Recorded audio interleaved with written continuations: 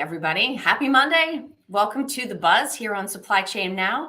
I'm Kelly Barner sitting in for Scott Luton, but I'm thrilled to have you with me, Greg. How you doing today? I'm doing well. Thank you. I'm thrilled to have you as the adult in the room for this.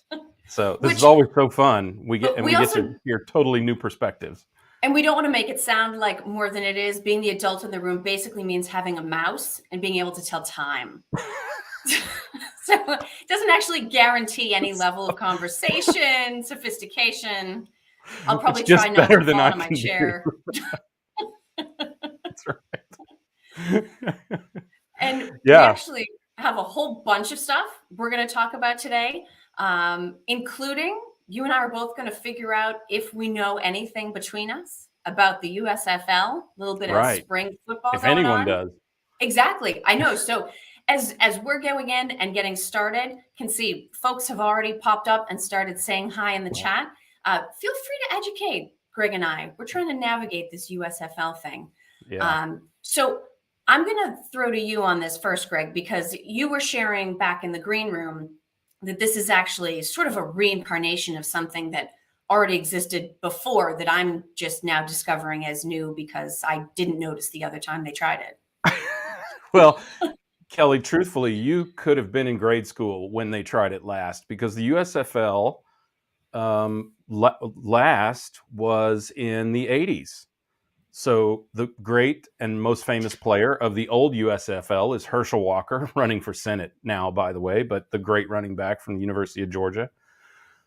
He actually played in the USFL before he came over to the NFL, and ultimately the USFL failed. But I see that the mere specter of failure has not stopped them from doing it all over again.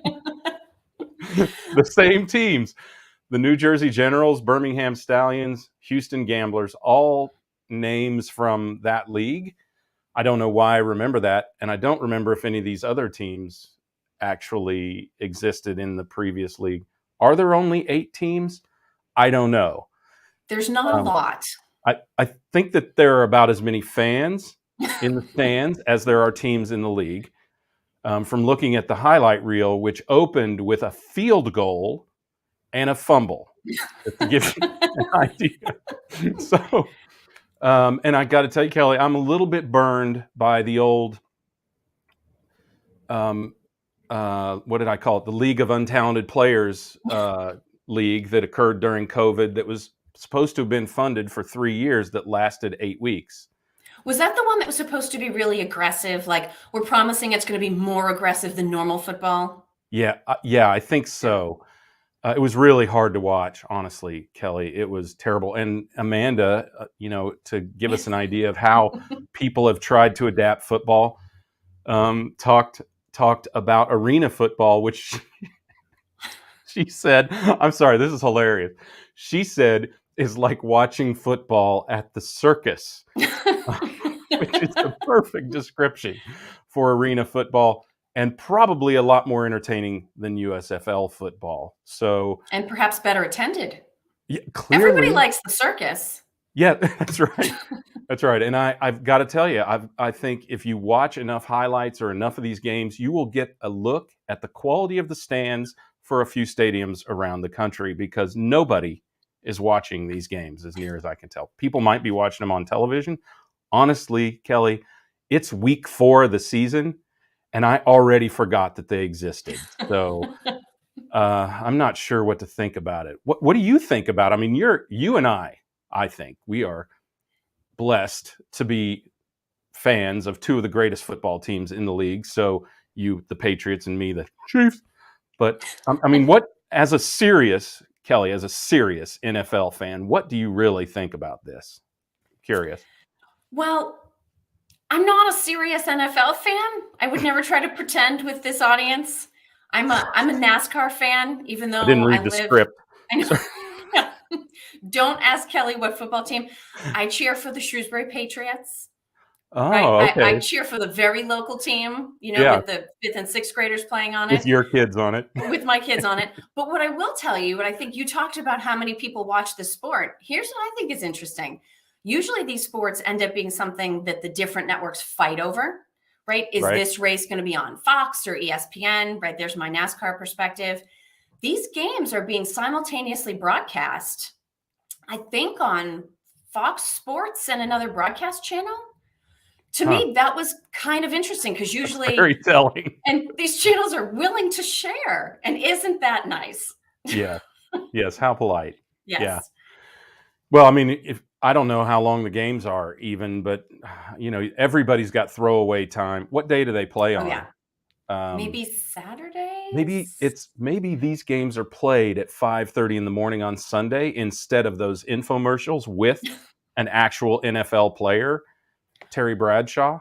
I mean, it could be that. It could be. I hope it's not costing Terry Bradshaw money because he gives so much of it away every season. I know, of that's the right. You could NFL. win Terry Bradshaw's money. That's right. Exactly. So we have Scott away so that you and I get to have a good Can time. play. Yeah. But Greg, I feel like I need to warn you, we are being watched. Of course we are. We are being watched. Yes, Scott is keeping an eye on us. He's in Orlando. Scott, you had better be doing something more fun than watching the buzz after this. Okay? And more interesting than watching the USFL, I should say. Yeah. Exactly. That's right. But if anybody watching wants to educate Greg and I, we're open to adding to our USFL knowledge. We also have Dr. Ronza Bumpenza Zimmerman with us. Happy Monday to you, Dr. Rhonda. Thank you for being here. And a true athlete. Maybe Rhonda, you could play in the USFL. It or looks join like the you teams circus. could use a quarterback, and we know you can run. So you just never know. I would suggest you don't do that to yourself. And we've got Ryan. Hello, Ryan. Longtime listener, first time live streaming. Oh, don't let good. us ruin your faith in the Supply Chain Now family of programming. This is going to be a wild start to the week. But we are going to get to supply chain, Ryan. So hang tight. Yes, and I'm going to make sure everyone has a good start to their week. I'm going to let Greg talk about China. So buckle up. This is about to get interesting. And I also want to say hi to Kaivan. Hello, Kaivan. Thank you for all of our regulars that have rejoined us. Right. All right, Greg, you ready? Let's do it. Let's talk about something meaningful. Right out of the gate. Yeah. Okay, something meaningful. Are you suggesting the USFL and the circus are not meaningful societal institutions? No. I'm suggesting that the circus is meaningful, but the USFL is not. Just to be clear. Okay, just so we're totally, absolutely clear. Okay. So in terms of talking about something meaningful, maybe a supply chain thing, people are starting to panic that they're going to get what they've been hoping for, right? So things in Shanghai have been pretty backed up, and China is basically saying, hey, we're getting ready to clear this backlog. We're going to start sending ships out, sending containers out. So basically they're saying, heads up, incoming. And I like that. that's the technical, right? Information probably sounds different in Chinese. But currently in LA, there are 16,000 containers waiting to be loaded onto trucks when there should be about 9,000. Wow. And there is no space available to move this stuff to. So according to, and production has the link. I don't know if you guys want to pop this in the chat. Ports race to clear cargo, fearing an overload when China lockdowns lift. Less than 1% of the warehousing space in Southern California is currently available. So, Greg, what I want to know from you right off the bat, is it time to panic yet? Gosh, I don't think so. I don't know that panic helps anything. Would it be a natural response to panic? Yes, especially historically for supply chain professionals. Historically, yes, that's exactly what they would do is panic. But the truth is, it's going to be what it's going to be, or as our friends in New York, Kelly, like to say, it is what it is. So I think what we have to recognize is that while the backup has become huge in China, we have to recognize that I believe this has little to do with COVID and more to do with penalizing the world's economies for penalizing Russia for their aggression in Ukraine. I mean, it's impossible to believe that China, virtually the only nation in the world that has not condemned Russia in any way, is not complicit in what they're doing. And the timing was remarkably similar to of this lockdown was remarkably close to a new set of sanctions that were leveled against Russia, not unlike China's, some people will recall, China's energy crisis that occurred about the time the Paris Accords landed some incredibly damning language about China, and the resolution of that energy crisis that occurred immediately following the removal of that damning language from the energy accords. So, look, we have to recognize that China is going to believe that they can, and that they can manipulate the world's economies to do what they want with actions like this. So they've either reached a tipping point from an economic standpoint where they need to clear the ports for their own purposes, or they see something, or they've had some communication that none of us see. So you asked for it, right? And you knew it was coming. So will that cause issues in the ports? Yes. Do I think that is also intentional on China's part? Absolutely. Yeah. That's exactly what they want, is these ebbs and flows of product so that it continually jams up one way or the other the economies of the world that are so subsistent to their not subsistent, so subject to their supplies, right? So yeah. It's just ways in which they keep the pendulum swinging to keep supply chains on the back foot around the world. Yeah. Now, Greg, have I shared with you my working girl theory of how to read the news? Right, no, Melanie Griffith. Love to hear that. Okay. Yeah, so, I remember the movie, of course. Anybody who hasn't seen Working Girl, don't go watch it right now, but add it to your list for this weekend. You need to go see this movie. She's a secretary, and she's on the ferry going to work in New York, and she reads in the paper something about Trask Broadcasting wanting to sell something or trying to grow their business. And elsewhere, she reads something that gives her an idea that suggests Trask should start investing in radio. Now, this is like mind-blowing, apparently, in the 80s. But her idea is so wild, and yet it ends up being so successful that the bad guy, Sigourney Weaver, tries to steal the idea from her. So when I read the news, I try to read what's directly on the page, but then what else is on the page. So I'm prepping for today, Greg, and I had a working girl moment. I'm reading an article about how China's inflation is only at 1.3%. I think they were saying they're not expected to go above the 3% target inflation rate for the year. And they're achieving that through playing with inventory, right, and also through price controls. And so I started to think to myself, not that China should advertise on radio, but that if they can control prices and if they can control inventory, why can't they control when all these container ships leave Shanghai so that they don't all hit LA at the same time? So I share your skepticism. I think they're doing it on purpose. If you have that much control over your economy, freight as it comes and goes, but we on this side of the ocean need to be ready to receive what's about to be incoming, because consumers want the stuff that's inside those containers. I think we have to further, Kelly, be ready for the inevitable upheaval that it will cause. And as long as the world's leaders, and I think they're doing so appropriately, continue to stand up to this dictatorial oppressor, Putin, in his unjustified and illegal war, then I think we can expect these things to continue to happen, both from the Russians, who could only continue to sustain this war by cash infusions from the Chinese, because their economy is collapsing as we speak, but also because the Chinese see an opportunity to make profit and destabilize the world's economies and governments. And that, of course, works to their benefit. So they're going to continue to do so. You should have heard the conversation halt with one of my investment advisors today when I mentioned that was what was going on in China. He just went, "Yeah, you're crazy. Let's go on to something else." Well, we may be crazy, but we're not alone, Greg. Or wrong. Or wrong. We may be crazy, but that does not make us wrong. No. Right? That's absolutely true. And we've got some comments coming in from the skyboxes that we've got some fellow crazies with us. Yeah. Josh is agreeing here. Economic punishment and supply chain manipulation have been around as long as the Silk Road. So Amen. not a new idea. Right.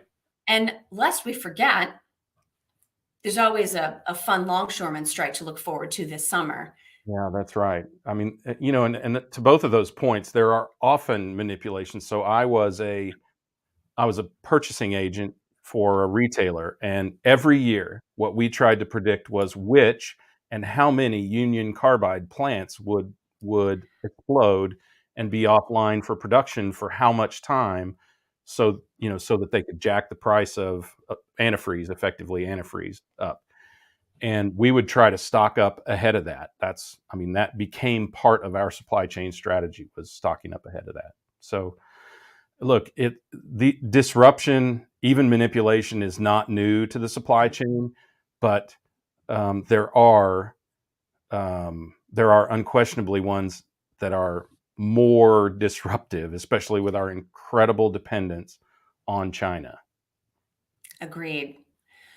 So let's move on to article number 2, right? Yeah, because this may actually give us some relief at some point, right? So back during the pandemic, I'm sure you remember this. Everybody was like, that's it. We're now going to reshore all manufacturing Right. immediately. There will be no more overseas sourcing, manufacturing, component assembly. We're going to do it all in Des Moines, right? Everything's coming back to the That's United right. States, everything. Regardless of where those materials are and if suppliers actually exist to provide them domestically. Or we could pay for labor at 10 times the rate that they Yeah, pay for labor in China. Right. exactly. Exactly.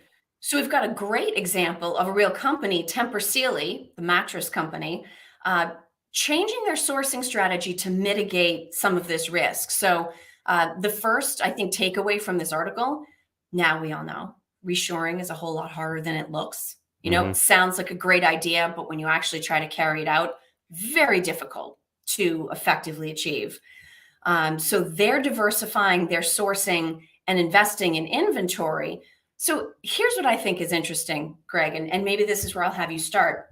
You know, big dramatic, they're expecting a $10 million drag on their revenues in Q2 from all this. Right. But if you actually go look at what this company's revenues are, Tempur Sealy, that's about 1%.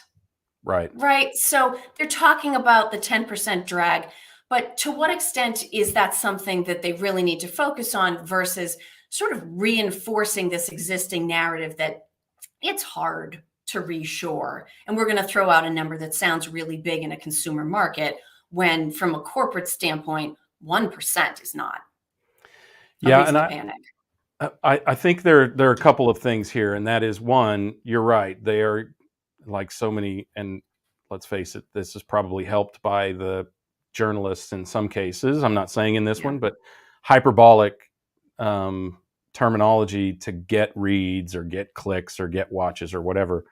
But I think what's interesting here is the story of Tempur-Pedic is they saw this coming and they did something about it in advance. So they've actually mitigated some of what the impact could be. So Yeah. I am encouraged that there are actually companies thinking like this. That the word safety stock was actually even mentioned in an article about a manufacturer Yes. is a huge leap, great leap, compared to how manufacturing has typically been done in the past, which is they foist all of the inventory risk to their distributors and retailers, who have to carry safety stock while they keep their inventories lean to keep their profit and margins high. So I think that I don't know that this is indicative of this, but there are at least some realizations going on in the marketplace where companies at the manufacturing and brand tier are Mhm. starting to realize that they need to take on some of that risk. Yeah. Because, and Scott and I talked about this last week, Kelly, and I think we talked about this Friday in the team call, there's nowhere to hide. Consumers, all of us know it doesn't have to be Target's fault if they're out of mattresses. It could be the distributor's fault, or it could, Yeah. in fact, be the manufacturer's fault. So there are no dark spaces in supply chain anymore. So you can't hide from your contribution to the disruption of the supply chain. And I think companies like Tempur Sealy are starting to recognize that and counteract and preempt that. And I think it's fair for them to do so, by the way, because manufacturers make a huge portion of the gross and net margins in commerce, whereas a distributor often makes less than 0 to 3% net margin, and retailers make anywhere from 1 to 5% net margin. That's margin after taxes. Manufacturers routinely make double-digit net margins, 12, 19, 20% routinely. And I'm not saying that's Tempur Sealy, but they are well above 5, usually in the 9 to 21% range, somewhere in that range. So they can afford to mitigate this risk. The reason that they don't want to is because it's going to hit their stocks. So it's an opportune time now also, Kelly, because I don't follow or own Tempur Sealy stock, but I bet it's already been hit. They're piling on right now, Kelly, with that terminology that revenue is going to be hit now when the stock's already pressed down, to avoid it being pressed down when the stock starts coming back, which it will. I mean, Tempur Sealy is not going anywhere. And I would also argue that if companies are really serious about whether it's reshoring or changing how they manage inventory to reduce the likelihood of stockouts, I also think that to some extent you have to be willing to go back to the drawing board and design a product that is intended to be, I guess you would say, reshored, but manufactured locally. Right? There was another article this weekend, I think it was in the Wall Street Journal, about a European sneaker maker whose whole mission is to manufacture these lines of shoes in country locally. And what they found was that they had to change the design. They had to alter materials, and they had to significantly reduce the number of, I guess you'd say, components about shoes. And then even on top of all that, they faced difficulty and disruption, and they had to partner to get these other materials made. And they're selling the shoes for $200 a pair, so it's a specialty kind of product It's at a the end of the day. premium brand, right? It's effectively a luxury product. Yeah. Exactly. Not as scalable as something where you're looking at Tempur Sealy, very common brand of mattresses that people are bringing into their homes. Not going to work if it starts to actually impact the cost of the product. Yeah, unquestionably. Yeah, that's a great observation, because you're right. Where they are premium luxury brands, there's a lot less margin pressure in terms of relative dollars if you build it as you talked about. Strangely, as the economy slows, which it is unquestionably doing in the United States and in many, many areas around the world, luxury brands, some of these companies, you want to talk about a whiplash effect. They will have just built up a supply chain and a supply for products that will have less demand as the economy slows. So that is super risky. This is, as we have this discussion, Kelly, I'm very aware that in supply chain, we have made our practice by looking backwards and hoping that predicts the future. Yes. But the truth is, as investment people love to say, past performance is no indication of future value. Right?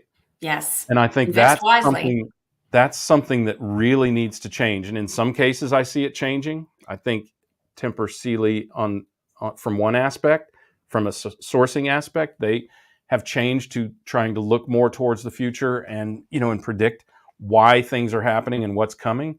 But at the same time, there are some aspects of the business that will remain laggard. Yes. And therefore, subject them to great risk. So it's not an easy transition. It's not really anybody's fault, but it is nonetheless a transition that we need to make, both in procurement and in the supply chain. If you insist on separating them, Kelly. We're just cousins. I know, we're just cousins. I get it. So let me pause here and pull in a few comments from the audience. Yeah. Totally agree with this, Kevin. As Greg said, you cannot hide from your contribution to the disruption. Even if you can hide your inventory on somebody else's balance sheet, you have to own the role that you played in bringing that about. Yeah. And a hello from Peter Bolay. Oh, all All night and night all and all day. day. Thank you, Peter. Glad you're here with us. And then, of course, I would be remiss. Scott thinks I'm doing a good job. Thank you, Scott.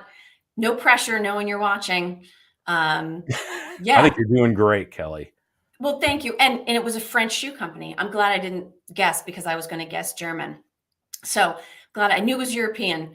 So it was great article in the Saturday Wall Street Journal. If you have access, go back and read that. But eliminating 2/3 of a product, I mean, that is a complete and total. That's not even a redesign. That's a brand new product that you're Yeah, inventing and designing from the that's an ground up. excellent point.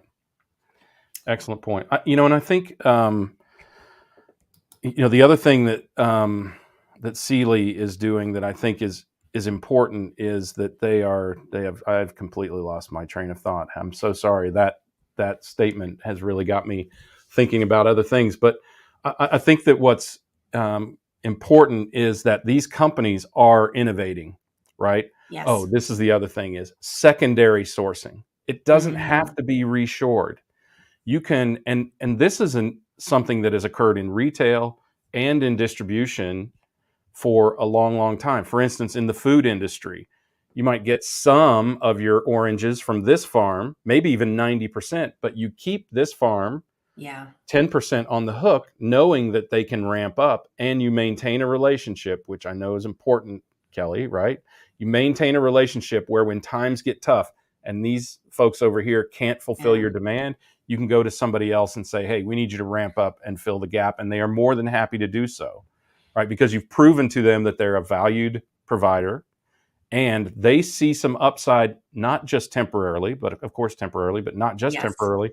But if they understand, just like many companies are starting to understand, if a company's supply chain becomes unreliable, people are going to look to move the other direction. So I think that's something that we need to consider also, even if that secondary sourcing is a little bit higher priced. You blend that into the risk of your supply chain, right? Yeah. And that's one that procurement has to own because for so many years, the whole focus was price. Yes, the rumors are true. All we cared about was the price of the stuff that we bought. I'm owning that on live video. That's what we did. But in order to do that, you had to leverage as much of your volume as you could through ideally a single source in many cases. Yeah. And that gave you Yep. no backup, right? Because companies aren't taking on new customers when things are bad system wide. So absolutely understanding the potential of paying a little bit more to your ability to ward off disruption. It's a much more complicated calculation, but we should be at the point where we're expected to be able to make that kind of business case to pay a little bit more to keep the operation running. Yeah, yeah, I agree. And manufacturers can afford it because those few points of margin that they lose by having a secondary option are many fewer points than they lose by losing a unit of sales, Yes. right? Because you lose every point of margin if you lose Yes. sales. So And it seems you've like a got good to question to protect that. ask when you're selecting a manufacturer to partner with. Yeah, Find out how they're managing their sourcing. You know, when you send out that RFP and you're asking questions, don't just ask all the boilerplate stuff. Find out because you're really dependent on their investment in their supply chain for them to be able to do what you need them to do for you. So asking that question right up front, I think you're going to uncover some differentiators that we might have not thought to ask about in the past. agreed. Eliminate those blind spots. That's great. That's a great Absolutely.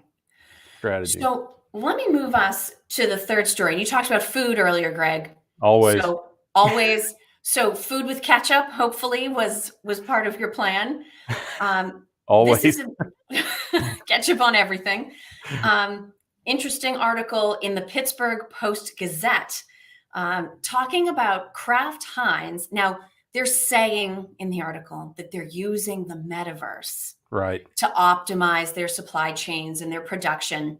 They're really talking about digital twins. So they've got sort of a mocked out virtual production areas and data sets that they've been able to recreate so that they can scenario play and see what will happen with this kind of disruption. Where can we be more efficient there? Of course, the cool way now to say that is that you're optimizing your supply chain in the metaverse. And Right. they've partnered with Microsoft to do this, which a little bit of a concern. This is sort of like where you go look at the USFL and their top 2 highlights are, what was it, a field goal and a Field fumble? goal and a fumble, yeah. So, okay, so maybe the use of Metaverse as your field goal, Microsoft might be your fumble. But they basically want to be able to simulate how things are happening in their warehouses to ensure that they're operationally ready. Any experience with companies pushing into either the metaverse, or if they're cool, or simply using digital twins to figure out how they should be ready to handle disruption? Yeah, as a matter of fact, I have a friend who's got a company that does exactly that. They model your production. Mostly it's picking and warehousing environments, but they model it, and then they can show you what the change of shelving strategies, manpower, robotics, all of those things could be on your supply chain by doing that. And that's exactly what they're doing at Kraft Heinz, and which, by the way, to me is one of the most important products. Heinz ketchup is one of the most important products. This is a sad statement on my life, Kelly, but I am a ketchup connoisseur. I have actually been blind taste tested, and by a buddy of mine who owns a restaurant. He said, no way you can tell the difference between ketchups. And I could not only tell him which one was Heinz, blindfolded, I could tell him the brand of one of the others Interesting. who he taste tested with. Now, that being said, Kelly, I also had a bottle of Heinz with my fries and my chicken wings last night, which are still grossly expensive. You didn't dip them in And the even ketchup, did Heinz you? is, what's that? Please tell me you didn't dip the chicken wings in the ketchup. Oh gosh, no. Just Okay. just Okay. the fries. All right. Just the fries. Yeah. Steak fries, which are my favorite. Oh, in case yeah. anyone wonders. But Heinz could probably use the metaverse or digital twins, in my opinion, to make sure that their line changes are a lot more effective, because again, knowing Heinz ketchup like I do, I tasted flavors that I hadn't tasted before. Interestingly, it was somewhat of a vinegar taste. And in this article, they talk about how the ketchup and vinegar are made in the same factories on the same lines. So, and that's I'm sure that's a condition of shortage of labor and all of these other things that companies. I've actually had that experience with many, many other products. So, Noticing I wonder, some sort Kelly, of have you? taste overlap? Yeah. No, but I'll be honest, I don't have a particularly sensitive palate, especially when it comes to That is a blessing. ketchup. I will say I was impressed with them, and I remember reading this back during the pandemic that they were able to pivot, and instead of doing sort of the restaurant packaging of their ketchup, Right. they were able to seamlessly pivot to the little packets that you'd want to send home with, like, in a takeout box. I mean, it seems relatively simple, like just put it in the little packet instead of putting it in the bucket or however they send it to restaurants. Right. Pretty sophisticated difference. Yeah, no doubt. And I think I love that. What I think is fascinating about this is that we're now calling it the metaverse. Frankly, if that's the case, then whoever claims to have invented the metaverse didn't even invent it, because digital twins have been around for nigh on a decade. And if I get this is marketing, right? The terminology here is marketing. But if the metaverse can be used for something productive besides gaming, and people who don't want to meet people but do want to meet virtual people, then I'm all for it. So, and ultimately, it is not a duplicate of a real life, but it is, it is kind of an inside track to an alternate reality that can be, as we compelled people to be on the last article, can be predictive of how the world, how your factories, how your labor and teams will respond to changes, potential changes into the future. And every one of those insights, as they talk about in this article, every one of those insights is valuable to go, oh, we wouldn't have known we had that problem until we ran the production line. That's right. Right. So, and I actually think there's probably a lot to be learned in the process of modeling, right? Because we talk about some of the issues of I don't know if it's perspective bias or thought bias or whatever it is, when we're modeling things out to be able to use AI and machine learning, right? There's biases that end up getting coded into these programs. You Mm-hmm. still have to design your operation in the metaverse in order to run these scenarios. And what are you hopefully objectively open to learning from the process of modeling, even before you start running scenarios? That objective openness is really, really critical. It really Yes. is, because you can turn, and we see it all the time, and in business, you can turn what you believe into the truth, or Yeah. the truth into what you believe, if you just believe it hard enough. And I think you're right that hopefully this starts to open people's eyes and minds to Scott just sent me a text message, and he's having wings and hot and fries for lunch. um, so you open their minds and their ideas and Yeah. even their perspectives to new ways of doing things. And I think that is, man, that is, as Scott would say, that's a t-shirt-ism. Kelly, well said. Absolutely. And let me pull in a couple of comments here, because we've actually had some really interesting comments come in while we were talking. Dr. Rhonda, I love this point. Single source for anything we need is not helpful in the long haul. Diversify your personal and professional life. All the different relationships matter, especially when we are in a pickle. Amen. Hopefully, Heinz pickle. But absolutely, it's diversifying relationships as much as it is diversifying where we get things from, isn't it? Yeah. And and early in the pandemic lockdowns and all of that sort of thing, someone brilliant in procurement said, "Now it's too late to make friends."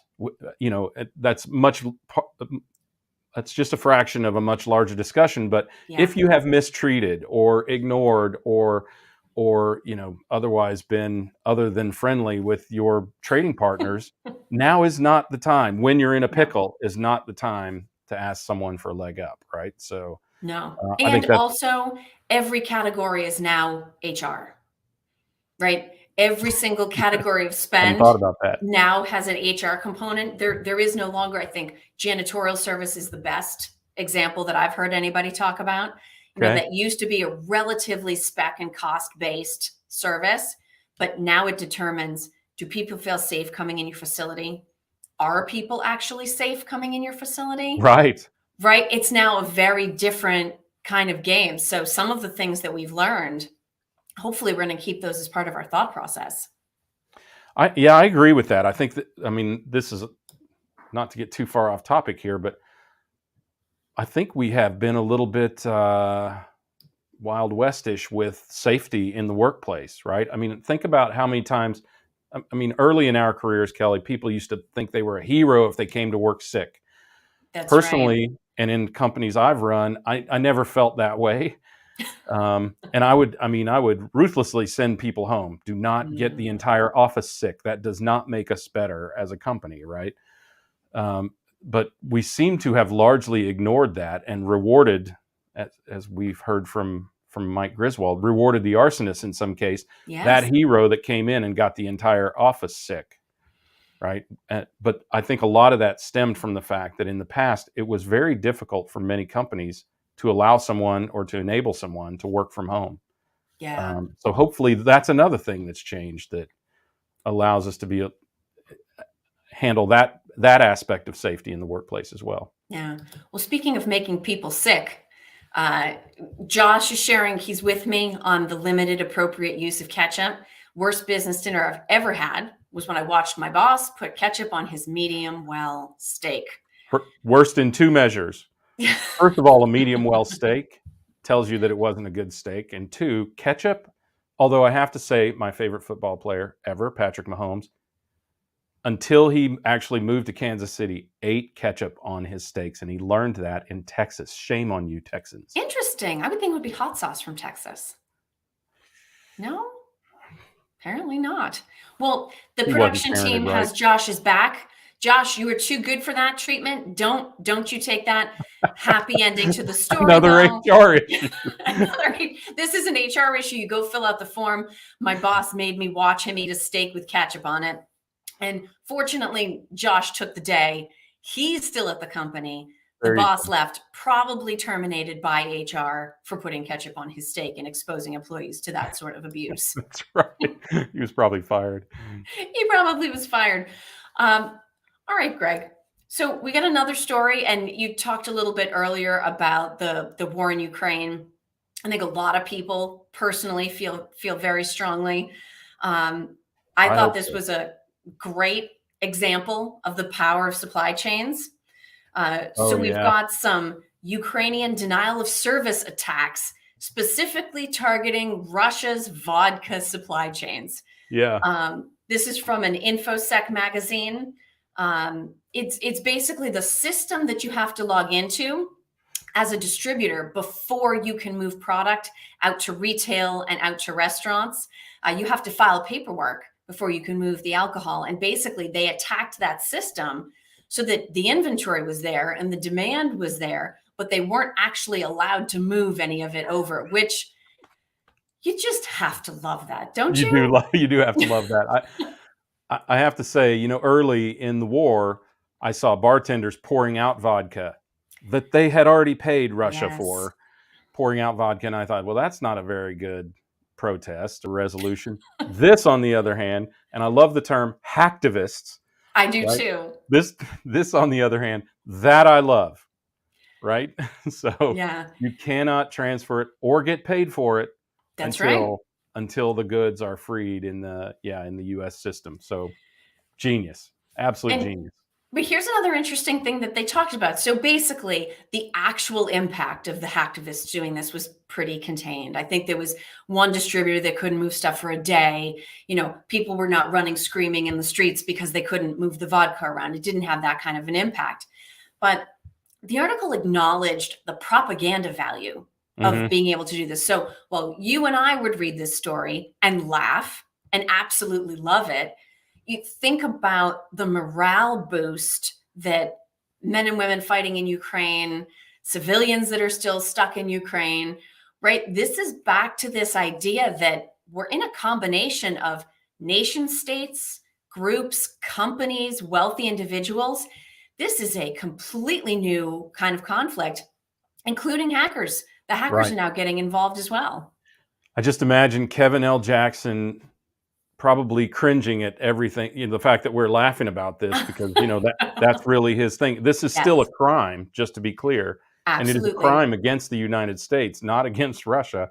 This is still a crime. It's still a danger, and what it Yes. also reflects is the continued fragility of supply chains, not just because of what the companies control themselves, but their reliance on government programs and Yes.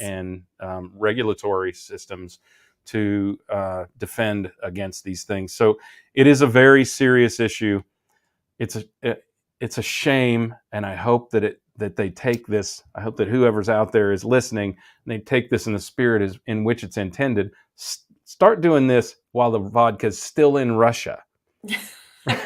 Now that's funny. If you can So do we it hope while that they're they distilling it, that would be hilarious. sit back and think about what they've done. I'm sure that they will. Yes, but since they did it, we Right. can enjoy reading the news story from afar. That's right. Wink, wink. So let's do this then. When I think about, again, going back to my working girl philosophy, so clearly almost any system can be hacked with the right Right. motivation, access, and time, right?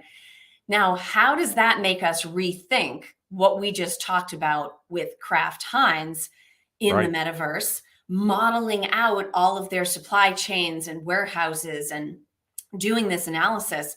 I mean, to the point about needing objectivity, I would almost think whether it's the platform that you're using to model or whether it's a consultant or service provider that you've brought in to be that objectivity in doing the modeling process, you've opened yourself up to multiple points of exposure, right?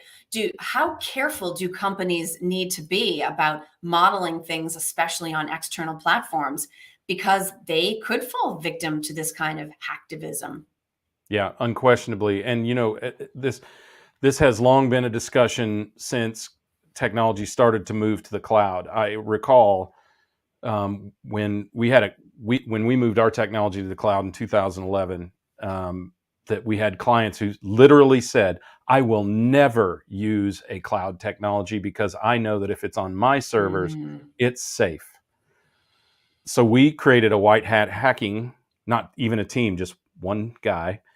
And his ability to hack into someone's home network, their corporate network, was much easier than using our I shan't name, but all the usual suspects, our cloud network providers. It was much easier to do that. So I think we have to be aware that as much as, we all love to poke in the eye and throw stones at Microsoft and Amazon and whomever else, that they at least have the wherewithal to be liable for our safety, our virtual safety in the metaverse and the cloud and wherever else you want to call it. But and I think that's one of the things you have to consider is you have to be aware of the wherewithal, the discipline, the capabilities, and the state of security of anyone that you do business with. So if it's easily demonstrated, and in many cases it is, even with small companies, easily demonstrated, you need to ask those questions up front. And and the real case is, let's say you use Microsoft as a platform or Amazon. You create both a target for yourself because that's who people go after first, but you also put your hands in your safety in the hands of people with incredible means, both physically and fiscally, to be able to create safety in the metaverse or the cloud or whatever, and assure that your data remains safe. Yeah. Well, and this is something that we actually discuss all the time in procurement, is this question of the kind of expertise that needs to exist in-house, right? And cybersecurity is something that, even with the best tools, I would venture to say that even a really good IT person working in a company does not have the bandwidth or experience to focus on ensuring that systems and data remain safe. And so if instead you can go to one of these massive cloud hosting platforms, they have an entire team of people that are constantly monitoring not only best practices around closing loopholes and tightening up security, but we look at this story and say, interesting, right? The supply chain becomes a place that you can disrupt through government systems using a hack attack. But somebody else is going to read this and say, okay, maybe they noticed some nuance around the way this was used. They're also looking for best practices from hackers so that they can be warding all of that off. I would want to, not blindly, but I would want to put my trust and faith in the folks who live all the time learning what's being done by the bad guys, learning best practices being done by the good guys, and making sure that the platform is there to protect everybody that's on it. Yeah, I agree. And as you said, these companies with more wherewithal, they are in the dark web or whatever the heck it's called.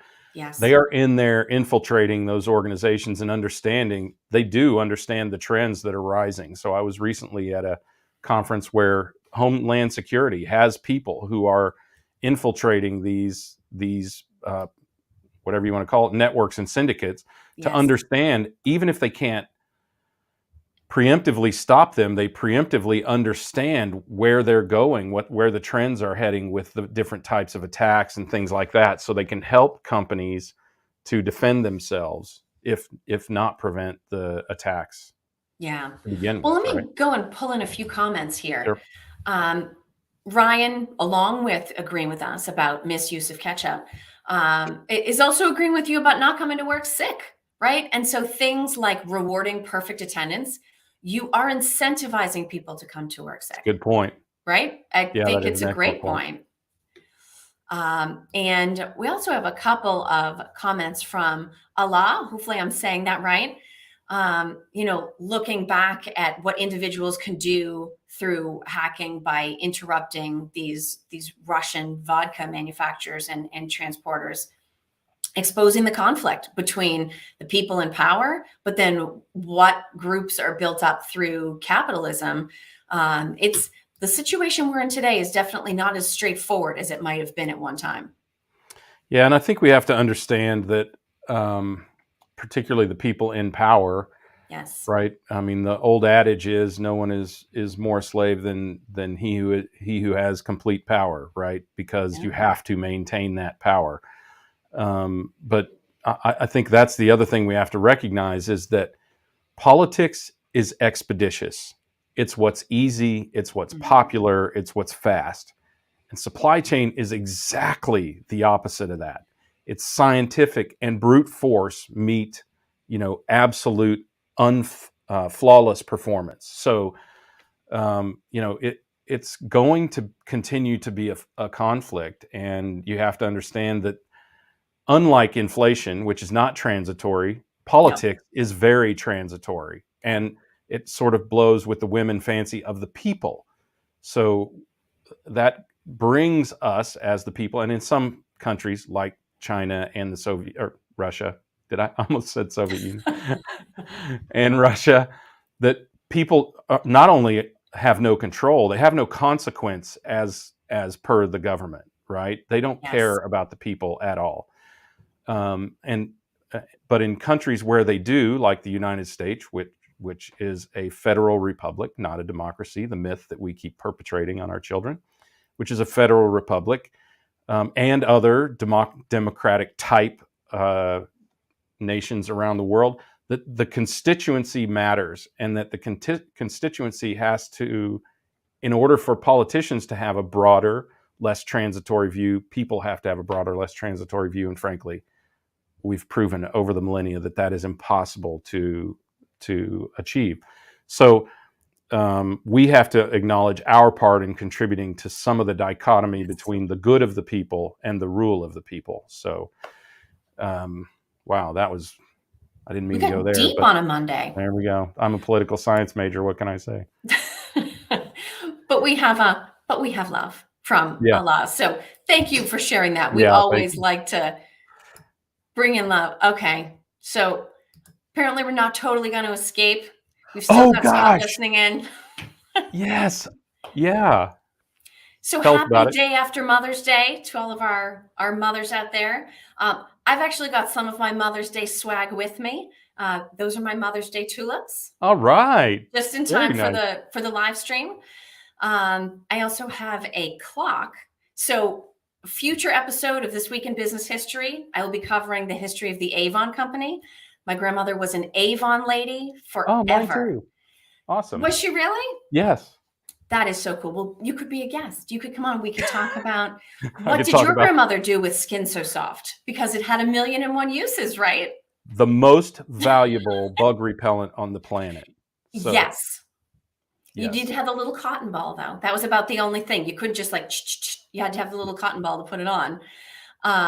But no, it was a very nice Mother's Day. Happy Mother's Day to all of the mothers that have joined us. Greg, hopefully you lived up to expectations. And Scott, you're not off the hook on this. Hopefully you guys spoiled Vicky and Amanda and had a terrific Mother's Day. I did my part, and I also was very proud of my daughters who all did their part. So yes. Yeah. Excellent. At some point, you have to kind of put it on the kids. As my dad used to say, she's not my mother. I mean, right? It's time for you to start buying gifts, kid, was what he meant by that. That's true. That's right. So, and now as we start rolling forward, I do have to point out, we know in supply chain timing is strategic, right? There's a reason Mother's Day comes first, because Father's Day is either reciprocal giving or it's payback. So you guys are going to find out in June how you actually did on Mother's Day. Revenge. I'll have to come back in June and find out how you actually did on Mother's Day. That's good. My expectations are very low. That's probably good. Yeah. All right. Well, thank you, everybody, for joining us for today's live stream. You've seen production has put the links to all of those articles into the comments as you're watching either live or on demand. Go back and read those articles and let us know what points were interesting to you. Or if you want to try out my working girl philosophy, what connections do you see between those articles, right? Because just like we connected the Kraft Heinz Metaverse over to our Ukrainian hacktivist friends doing their little illegal propaganda that is nonetheless very amusing. There's a lot more connections between these stories than might initially meet the eye. Well, and we didn't plan that, Kelly. I mean, No, it's we just did the not. discussion of that helps you understand the interconnectedness of supply chain and the various aspects of the world into which supply chain is connected as well, right? So, Absolutely.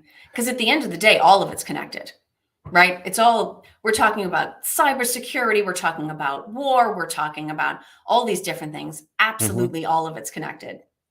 Yeah, and that makes it really fun and really difficult to manage because we have to consider things that are not at all within our control. But I think the awareness of that is making supply chain professionals that much better than they were. And it's also making other management members who simply said, every concept in supply chain says all other things being equal, so just get it done.